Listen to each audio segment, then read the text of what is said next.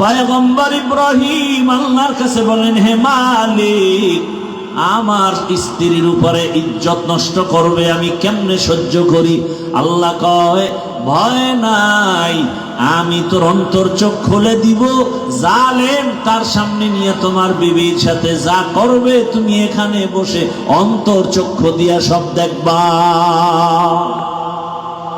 জালেম সুন্দরী দেখা পাগল হয়ে গেছে, যখন হাতটা বাড়াইতে চাইলো সাথে সাথে হাতটা বাঁকা হয়ে গেল। এইভাবে 3 বার, শেষবারের মতো কয়, এই মহিলা, তোমার মধ্যে এমন কি পাওয়ার যে আমি হাত বাড়াইলে বাঁকা হয়ে যায়? জবান বন্ধ, তুমি আবার দোয়া করছো আমার হাত ভালো, এই পাওয়ার কি? আমার পাওয়ার নাই তো। আমি এতটুকু পাওয়ার আছে যে আমি একজন নবীর স্ত্রী। তাই বলে, হ্যাঁ, কে সে নবী? ইব্রাহিম। কোথায়? গাছতলায়। লোক পাঠালেন, ডেকে আনলেন, সম্মানের সাথে ক্ষমা চাইলেন, মেহমানদারি করাইয়া জানতে চাইলেন, বিশ্ব সুন্দরী পাইলেন, সন্তান কয়টা পেয়েছেন? এই বুড়া বয়সে কয় একটাও পাই নেই। খাদেমা হাজেরা নামের মেয়েটাকে হাদিয়া দিলেন। বিবি সারার অনুমতি সাপেক্ষে বিবাহ করে ফেললেন পয়গম্বর ইব্রাহিম। বিবাহ করার পরে দোয়া করলেন, রব্বি হাবলি মিনাস সালিহিন, ও দয়ার মালিক, নেককার একটা সন্তান আমাকে দাও। আল্লাহ কয়, আমার কাছে চাইলে আমি ফিরাই না। সন্তান আল্লাহর কাছে চাও, 10টা ছেলে হইয়া লাভ কি যদি বাবার ইজ্জত নষ্ট করে ফেলে? এক সন্তান যথেষ্ট যদি বাবার ইজ্জত রক্ষা হয়। কথা ঠিক না? আল্লাহর কাছে চাইতে হবে, চাইলেই হবে না। আরে গাছ না লাগায় ফল চাইলে হবে? ভালো গাছের ফল লাগান, ভালো ফলের গাছ লাগায় ফল চাবেন, আল্লাহ দিবেন। ভালো একটা মা ঘরে আনার পর আল্লাহর কাছে দোয়া করবেন, আল্লাহ ভালো সন্তান দান করবেন। আপনি ভালো মা ঘরে আনছেননি? আপনি তো ঘরে আনছেন ডানা কাটা ভরি। কি ভরি? ডানা কাটা ভরি। এইসে ডানা কাটে, এই সেই স্বামীরে কয়, তোর মায়ের ডানা ভালো না, তোর বাবার ডানা ভালো না, ঘর বাড়ি ছেড়ে চল টেকনাফ শহরে, কক্সেস বাজারে ফেলাট ল।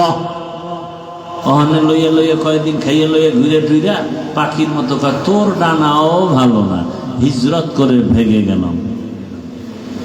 কি বানায় বলছে? এই আকাম চলে না? চলে না। আল্লাহ হেদায়াত দান করুন। ডানা কাটা পড়ি তো, ফলাফল নগদ। পয়গম্বর ইব্রাহিম দোয়া করলেন, নবীর দোয়া সাথে সাথে কবুল হয়ে গেছে। আল্লাহ দোয়ার ফলাফল জানায় দিয়া বলেন, ফাবাশশারনাহু বিগুলামিন হালিম, তোমার মতো একজন বিচক্ষণ গুণের অধিকারী সন্তান আমি তোমাকে দিচ্ছি।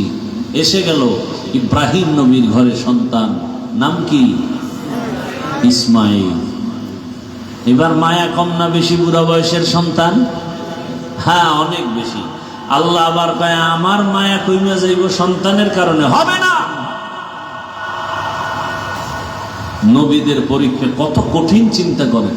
আমাদের তো কোনো পরীক্ষাই নাই, জনমের মতো গুনাহ করি আর বড় কোনো বিপদ নাই। বিপদ সব যারা একটু হালাল ভাবে চলি তাদের উপরে। ও আমার যুবক বাবারা, বৃদ্ধ বাবাজি, পর্দার আড়ালের মা বোনেরা, ভালো করে শুনেন, কত কঠিন পরীক্ষা ইব্রাহিম নবীর উপরে।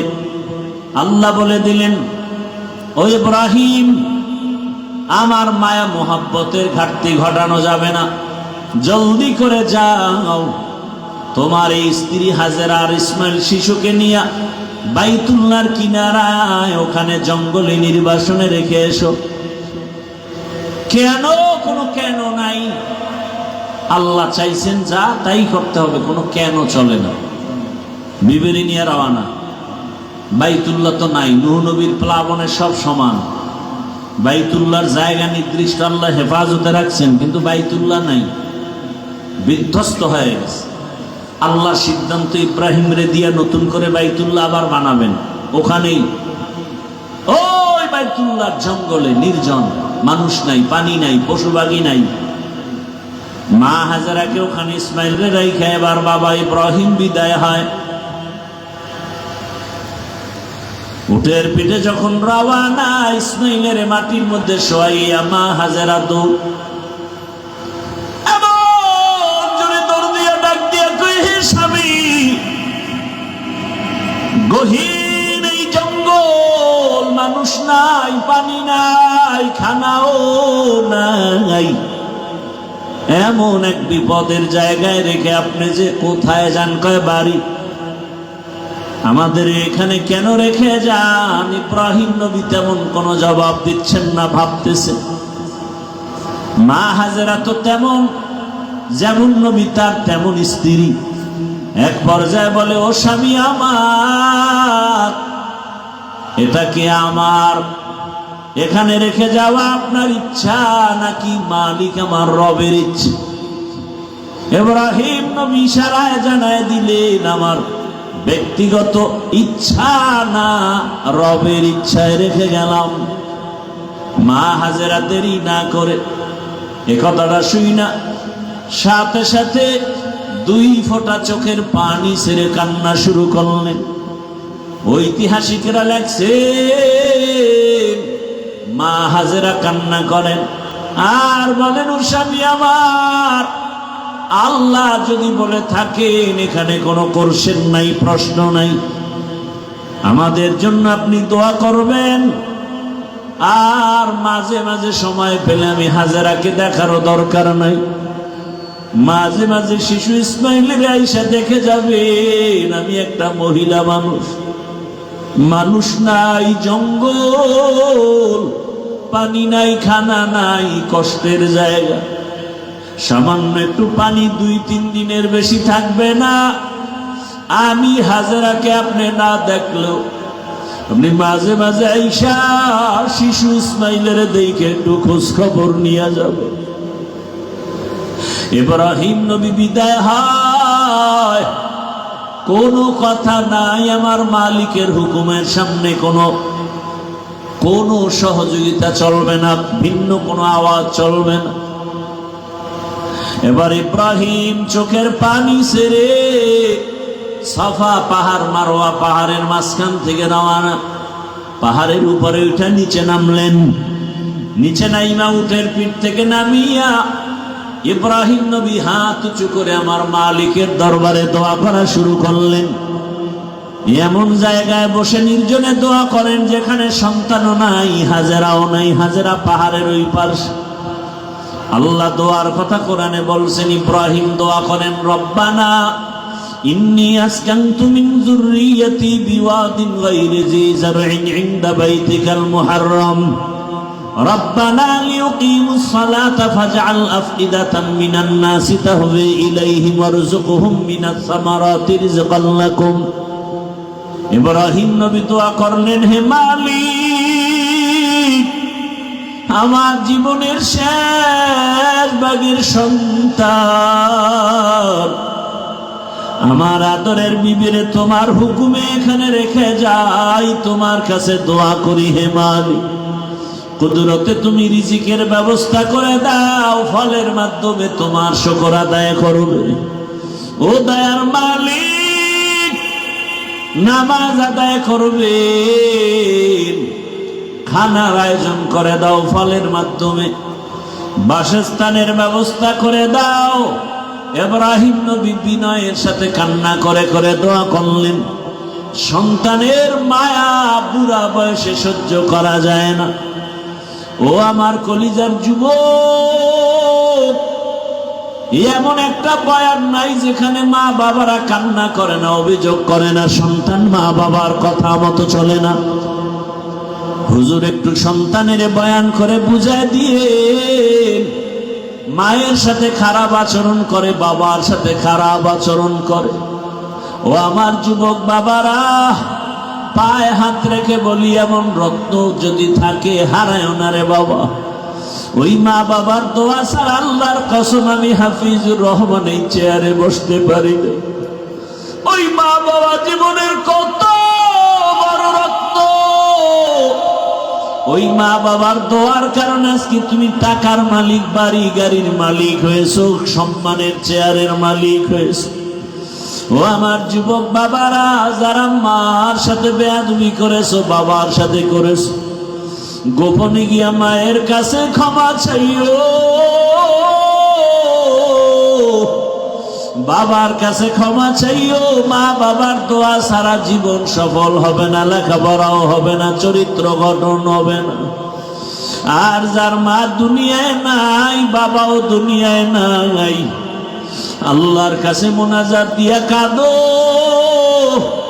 আর মাঝে মাঝে দোয়া করো, ওই মা বাবার নামে দান সৎকার করো, আর আল্লাহর কাছে ক্ষমা চাও, মা বাবার কবর জিয়ারত করো। নিজের মা বাবা যদি কবরে চলে যায়, ও পর্দার আড়ালের মা, শ্বশুর শাশুড়ির খেদমত করিয়ে, শ্বশুর শাশুড়ি যদি দোয়া করে, আপনার দুনিয়ার জীবন ধন্য হবে, হাসরের ময়দানেও সম্মানের চেয়ার পাবে। ও আম্মা জানেরা, আপনার মতো কত মা এখনো আছে, নামাজ ছাড়ে না, বেপরদায় চলে না, স্বামীর মাল নষ্ট করে না, খেয়ানত করে না। কয়দিন আর দুনিয়ায় বাঁচবে? একটা ভালো সন্তানের মা হইয়া কবরে যান। ও আমার যুবক বাবারা, কয়দিন আর দুনিয়ায় বাঁচবা? আল্লাহর কাছে দোয়া করো, তওবা করো, মা বাবার খেদমত করে দোয়া নাও, শিক্ষকের দোয়া নাও, ওলামায়ে কেরামের দোয়া নিয়ে নবীর তরিকা মেনে চলো। তোমার মতো কত যুবক এখনো আছে মা বাবার দোয়া নিয়ে চলে, শিক্ষকের দোয়া নিয়ে, ওলামায়ে কেরামের দোয়া নিয়ে চলে, স্কুলে পড়ে নামাজ ছাড়ে না, কলেজে পড়ে নামাজ বাদ দেয় না, চাকরি করে নামাজ বাদ দেয় না, ব্যবসা করে নামাজ বাদ দেয় না। তুমি কেন পারো না রে বাবা? ইব্রাহিম নবী দোয়া করে চলে গেলেন, মা হাজেরা ইসমাইলের নিয়ে এখানে জীবন কাটাচ্ছেন। ও পর্দার আড়ালের আম্মা জান, হাজেরা আর ইসমাইলের রাইখে ইব্রাহিম নবী চলে গেলেন, কষ্টের জীবন শুরু হয়ে গেল। আপনার মতো কত মা আছে, স্বামী বিদেশে থাকে, স্বামী ঢাকায় থাকে, চাকরি করে, ব্যবসা করে, আপনি ঘরে থাইকা সন্তানকে লালন পালন করবেন, স্বামীর মাল হেফাজত করবেন। মা হাজারা, আল্লাহর ভয়। ইসমাইলের লালন পালনের জন্য যতটুকু পানি ছিল শেষ হয়ে গেল, এক পর্যায়ে দুধও নাই, বাচ্চা ইসমাইলের দুধও দিতে পারে না, মুখে জিহ্বাটা দিয়ে দেয়, পানি নাই। মা পাগলের মতো হয়ে গেল সন্তানকে বাঁচাবার জন্য। একবার সাফা পাহাড়ে দৌড়ায়, একবার মারোয়া পাহাড়ে দৌড়ায় সন্তান ইসমাইলের পানির জন্য। আল্লাহর কাছে এই দৌড়া তো পছন্দ হয়ে গেছে। আম্মা জান হাজেরা আলাইহা সালাম 7 বার চক্কর দিয়া সাফা মারোয়ায় দৌড়ালেন। আল্লাহ জিব্রাইলের বলে, সাক্ষী থাক, কিয়ামত পর্যন্ত হাজেরার এই স্মৃতি আমি ধরে রাখার জন্য আইন করে দিলাম। বাইতুল্লাহ যারা হজে যাবে, ওই হাজেরার জায়গা সাফা মারোয়ায় যদি হাজী সাহেবরা দৌড় না দেয়, আমি কোনো হাজির হজ কবুল করব না। মা হাজেরা কান্না করে, ইসমাইলের মুখে পানি দেওয়ার জন্য কোথাও পানি পাওয়া যায় না। হঠাৎ বাইতুল্লাহর কিনারায় আওয়াজ শুনে কে যেন হাজেরা বলে ডাকে। মা হাজেরা দৌড়ায় গা, দেখেন মানবের আকৃতি, আল্লাহর ফেরেশতা জিবরাইল সেখানে হাজির হয়ে গেল। কি চাও? পানি চাই। পাখা দিয়া দানা দিয়া বাড়ি মারলেন, ইসমাইল নবীর পায়ের গোড়া থেকে পানি বের হওয়া শুরু হয়ে গেল। আম্মা জান হাজেরা পাথর দিয়া পানি আটকায় দিলেন, নিজে পান করলেন, সন্তানকেও পান করালেন জমজমের পানি। আজ ওই জমজমের পানি হাজার হাজার কোটি মিলিয়ন ট্রিলিয়ন বিলিয়ন পানি, লিটার হাজি সাবরা নেয়। জমজমের পানি বাড়েও না, কমেও না। সাহাবায়ে কেরাম নবীকে প্রশ্ন করলেন, হে রহমতের নবী, জমজম কূপের পানির তলা কোথায়? কমেও না, বাড়েও না। নবী বলেন, জমজম কূপের পানির সংযোগ হলো হাউজে কাউসারের সাথে। দুনিয়াতে এমন সুন্দর বিশুদ্ধ পানি নাই যেই পানি পান করলে পিপাসার সাথে ক্ষুধাও নিবারণ হবে। একমাত্র জমজমের পানি, যে পানি পান করলে শুধু পিপাসা নিবারণ হয় না, ক্ষুধাও নিবারণ হয়। শুধু ক্ষুধা নিবারণ হয় না, কঠিন রোগ থেকে আল্লাহ তাকে মুক্তি দান করেন। পানি পান করলেন, স্বাভাবিক জীবনে ফিরে আসলো। ইসমাইল বড় হতে লাগলো। হতে হতে যখন 14 বছর হয়ে গেল, কম বেশি ঐতিহাসিকরা লিখলেন, ইসমাইল যখন বড় হয়ে গেল, পরীক্ষা। ইব্রাহিম নবী স্বপ্নে দেখতেছেন, আল্লাহ দেখাচ্ছেন, তোমার কলিজার আপন বস্তু তুমি কোরবানি করো, জবাই করো। এই স্বপ্ন 3 দিন দেখার পরে সিদ্ধান্ত নিলেন, আল্লাহর হুকুম বোধহয় ইসমাইলকে জবাই করার জন্য। বাবা হইয়া সন্তানকে জবাই করার জন্য ছুরি নিয়ে হাতে রেডি হয়ে গেলেন, জবাই করবে। আল্লাহ ডাইরেক্ট বলে নাই ইসমাইলের জবাই করো। আল্লাহ স্বপ্নে দেখাইছে, তোমার আপন বস্তু তুমি জবাই করো। ইব্রাহিম নবী প্রথম দিন উট জবাই করলেন, দ্বিতীয় দিন উট জবাই করলেন, বুঝতে পারেন নাই। শেষ পর্যন্ত ইসমাইলের জবাই করার জন্য রওয়ানা। ইব্রাহিম নবী বাইতুল্লাহর কিনারায় গিয়া হাজির হয়ে গেলেন। এখন তাকায় দেখে, আরে যখন বাড়ি ছিল না, এখন বাড়ি ঘর, মানুষের অভাব নাই, কত বসতি, কত ফসল চলতেছে, বাড়ি ঘরের অভাব নাই। খুঁজতে খুঁজতে গিয়া নিজের ইসমাইলের ঘর খুঁজা হাজেরার ঘরে ডাকলেন, ইসমাইল কই? কত বছরের বিরহের বেদনা, মায়া। একটা সন্তান বিদেশ থাকে, ওই সন্তান জানে না যে মা কোরবানির গোশত মুখে দেয় না, সন্তানের চিন্তায়। অন্যদের মা গোশত পাকায় পাকায় খাওয়ায়, কিন্তু নিজে খায় না, সন্তানের মায়ায় পড়ে আছে। আমি যদি ভালো খাই, আমার সন্তানটা না জানি না খেয়ে কষ্ট পাচ্ছে। মা পাগলের মতো থাকে।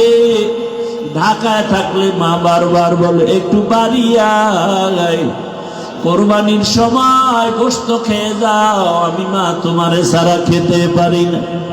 একটা মা সন্তানের জন্য এত পাগল। সন্তান যদি বুঝতো, জীবনে মায়ের চোখের দিয়ে তাকাইয়া রাগ মেজাজ দিয়ে কথা বলতো না।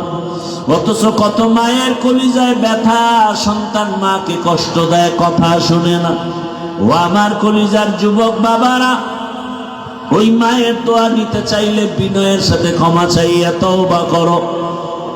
মা হাজেরা ঘরের মধ্যে ইসমাইল খেলতেছে, ইসমাইলের ঘরের মধ্যে নিয়া বহুদিনের বিরহের বেদনার কান্না। হাজেরার চোখে পানি, ইসমাইলের চোখে পানি, বাবার চোখে পানি। ইব্রাহিম নবী বলে, হাজেরা দেরি করা যাবে না, তাড়াতাড়ি রেডি করে দাও, ইসমাইলের নিয়ে মালিকের দাওয়াতে যাব। মা হাজেরা বুঝতে পারেন নাই, কোথায় জানি দাওয়াতে যাবে। দুনিয়ার কোন মালিক, দুনিয়ার কোন বাদশা দাওয়াত দিছে, আসল মালিক আল্লাহ দাওয়াত দিছে। ইব্রাহিম নবী হিকমতে কথা ঘুরায় বললেন, মা হাজেরা বুঝতে পারলেন না। সুন্দরভাবে সাজাইয়া গোসল করায় যখন ইসমাইলের বাবার হাতে তুলে দেয়, বাবা সামনে যায়, ইসমাইল পেছনে যায়। কোরবানির জায়গা বর্তমান মিনা বাজার, যখন এখন যেখানে কোরবানি, ইব্রাহিম ওখানেই দিলেন। ইসমাইলের ওখানে নিয়া এইবার 14 বছরের সন্তান ইসমাইলের বাবা ডাক দিয়া কয়, ইয়া আবাতিফ ইয়া বুনাইয়া ইন্নী আরা ফিল মানামি আন্নী আযবাহুকা ফানজুর মাযা তারা। ও আমার কলিজার সন্তান, আমি স্বপ্ন দেখলাম তোমারে জবাই করতেছি, তোমার কি মতামত? দেরি নাই, সাথে সাথে ইসমাইল বলতেছে, ইয়া আবাতি ফাআল মা তুমার সাতাজিদুনি ইনশাআল্লাহু মিনাস সাবিরিন। ও বাবা, তাড়াতাড়ি স্বপ্নের কাজটা করে ফেলেন, ইনশাআল্লাহ ধৈর্য ধারণকারীদের মধ্যেই আমাকে পেয়ে যাবেন। ইসমাইল এই কথা বইলা, ইতিহাসবিদরা বলেন ইসমাইল এবার কান্না শুরু করছেন, হালকা, বেশি জোরে না। আবার যদি জবাই না হয়, আল্লাহর কাছে কি জবাব দিব? বিনয়ের সাথে একটু বললেন কান্না জড়িত কণ্ঠে, বাবা এই কথা যদি আমাকে বাড়িতে বলতে, আমার দুঃখিনী মা এত কষ্ট করে আমাকে বড় বানাইলেন, লালন পালন করলেন, আপনি ছিলেন না, ওই মায়ের কাছ থেকে একটু বিদায় নিয়ে আসতাম। যদি বাড়িতে বসে বলতেন, বলেন নাই দুঃখ নাই, বাড়িতে যাওয়ার পরে যদি মা দেখি ইসমাইল নাই, মা পাগলের মতো হয়ে যাবে, ইসমাইল ইসমাইল বলিয়া। আপনি আমার মাকে সালাম দিবেন আর সান্ত্বনা দিবেন। আমার মা যদি আমারে না দেখে কান্না করে, আপনি মায়ের সাথে রাগ করবেন না, আমার মাকে সান্ত্বনা দিয়ে বলবেন ইসমাইল তোমার সালাম পাঠাইছে। আর হাসরের ময়দানে তোমার সন্তানের সাথে মোলাকাত হয়ে যাবে জান্নাতে। আব্বা যান, আমারে জবাই করার জন্য উপর করে শোয়া দেন, আপনার চোখে রুমাল দিয়া বাঁধেন, কারণ জবাই করার সময় যদি মায়ার নজর লাগে আর জবাই করতে পারবেন না রে বাবা। আমার হাতে বাইর রশি দিয়া বাঁধেন, কারণ জবাই করার সময় যদি হাতে পায়ে নাড়াচাড়া লাগে, আপনি সহ্য বেয়াদবি হবে, আল্লাহ রাগ করবে। ইসমাইল শুয়া পড়লেন, ইব্রাহিম ছুরি নিয়া ইসমাইলকে জবাই করবে। আল্লাহ অর্ডার করলেন, ছুরি আমার ইসমাইলের একটা পশমের যেন কোনো ক্ষতি না হয়। ইব্রাহিম নবী ছুরি চালালেন, বিসমিল্লাহ আল্লাহু আকবার বলে ইসমাইলের গলা কাটে না। ইসমাইলের উঠাইয়া দ্বিতীয়বার আবার পরীক্ষার জন্য পাথরে আঘাত করলেন, দেখে পাথর টুকরো হয়ে গেল। এইবার সিদ্ধান্ত নিলেন, ইসমাইল শুয়া পড়ো, রক্ত হাতে না লাগা পর্যন্ত তোমাকে আমি ছুরি চালানো বন্ধ করব না। কেমন বাবা কেমন সন্তান, আল্লাহর হুকুমের জন্য নিজেদেরকে বিলীন করে দিলেন। এমন মা, এমন বাবা, এমন সন্তান দুনিয়াতে পাওয়া বড় কঠিন। আজকে অনেক বাবা নামাজ পড়ে, সন্তানটা নামাজ পড়ে কিনা খবর নাই। আবার অনেক সময় দেখি সন্তান নামাজ পড়ে, বাবায় নামাজের খবর নেয় না। সন্তান দাড়ি রাখতে চায়, বাবা দাড়ি রাখাটারে পছন্দ করে না। ও মা ও বাবারা, এমন সন্তান দুনিয়াতে কেন নিলেন যে সন্তান দিনের পথে চলবে না? এখনো সময় আছে, তওবা করেন। ইব্রাহিম নবীর মতো বুড়া বাবারাও তৈরি হয়ে যান। জীবনে গুনাহ করবেন না, দাড়ি কাটবেন না, আল্লাহর হুকুম নবীর তরিকা মেনে চলবেন, ওলামায়ে কেরামের দোয়া নিয়ে চলবেন। মা বোনদের বলবো, হাজেরা আলাইহিস সালামের মতো একজন ত্যাগী মা হয়ে যান। সন্তানটাকে কোরআন পড়নেওয়ালা নামাজি ডাক্তার বানাবেন, ইঞ্জিনিয়ার বানাবেন, নামাজি কোরআন পড়নেওয়ালা ইঞ্জিনিয়ার বানাবেন। সন্তানটারে জেনারেল লাইনে পড়াবেন, আগে কোরআন পড়ায়া নামাজি বানায়া দেন, ডাক্তার হলেও জীবন ধন্য। সন্তানটা ইঞ্জিনিয়ার হলেও জীবন ধন্য, ওসিডিসি হবে জীবন ধন্য, এমপি হবে জীবন ধন্য। এরে আম্মা যান, আর যুবকদের বলবো রে যুবক, ইসমাইল নবীর মতো আল্লাহর মহাব্বতের ত্যাগী হয়ে যাও আর আল্লাহর কাছে তওবা করো। জীবনে কত দাড়ি কাটলা, বেপরদায় চললা, মোবাইল চালায় গুনাহ করলা, আজকে থেকে তওবা করো। মরিয়া গেলে আর দাড়ি কাটবা না, নামাজ ছাড়বা না, মোবাইলে গুনাহ করবা না।